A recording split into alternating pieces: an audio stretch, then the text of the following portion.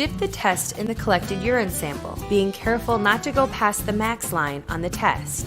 For demonstration purposes, we're using a laboratory urine vial, but you can use any clean container in your home. A Dixie cup works fine. The test instructions indicate that you should hold the test in the urine sample for about 10 seconds. Our personal preference, however, is to hold it in the sample until you see the dye begin traveling up the test. That usually happens within 10 seconds. At this point, you can lay the test on any flat surface. For display purposes, we're keeping the test pointed at the camera. After 10 minutes, interpret the results. Note that we've compressed the 10-minute time period into just a few seconds for the purposes of the video.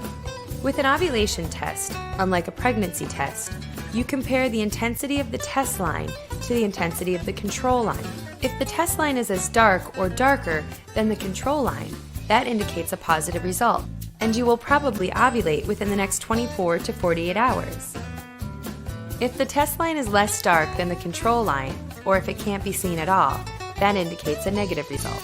Here's an example of a positive result. Note that the test line is darker than the control line. Here's an example of a negative result. Note that only the control line is visible and no test line can be seen.